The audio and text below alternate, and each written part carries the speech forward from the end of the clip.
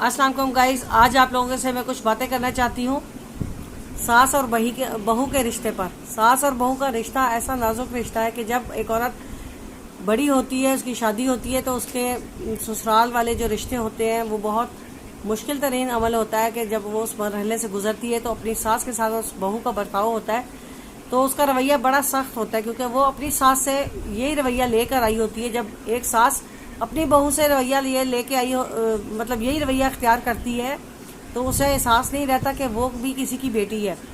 तो ये जदी पुश्ती ये दुश्मनी चलती आ रही है कि सास कभी बहू थी और बहू भी कभी सास थी।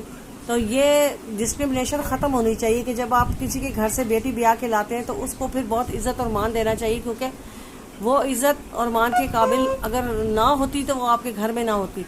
और जो बहुएं होती हैं उनको भी अपनी सासों को इंसानियत के नाते उस लड़के की माँ को अपनी माँ समझना चाहिए, क्योंकि अब उसने सारी ज़िंदगी उस सास के साथ और उस ससुर के साथ गुजारनी है। अगर उस घर को अपना घर नहीं समझेगी और लगाई बुझाई करेगी या शोहर के कान भरेगी माँ के ख़िलाफ़ बाप के ख़िलाफ़, तो भी ये बहुत गलत रवैया है। क्योंकि माशरे में अगर रहना है तो हमें इन रिश्तों को लेकर चलना है। इन रिश्तों के बगैर ज़िंदगी की खूबसूरती नहीं है। और मेरा ख़ास तौर पर नई नवेली दोनों से बहुत ज़्यादा ये गिला है कि जब वो ब्याह कर आती हैं तो उनकी कोशिश ये होती है कि माँ से बेटों को जुदा कर दिया जाए, उनको लेके अलग हो जाया जाए, या उनके बच्चों को बदजन किया जाए कि फूफी ऐसी है, दादी ऐसी है, चाची ऐसी है, ताई ऐसी है।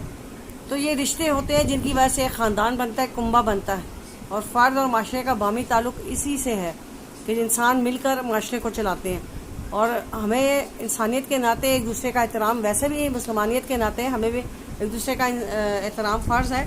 और स्पेशली मैं एक बात और इसमें ऐड करूं कि इसमें ये जो 14 अगस्त पे हम लोग ज़लालत करते हैं ना, आज़ादी के नाम पर बच्चों को पटाखे दे रहे हैं और सलेंसर निकाल के, यंगस्टर जो है बाइक निकाल के सलेंसर की वो दफन निकाल के वो कर रहे हैं, ये बहुत गलत बात है। हमारे मुसलमान घरानों की ये रीत नहीं थी, और ये आज़ादी जो हमें बहुत मुश्किलों से मिली है, कई जाने दे के मिली है, इसको भी कंडेम करती हूँ मैं।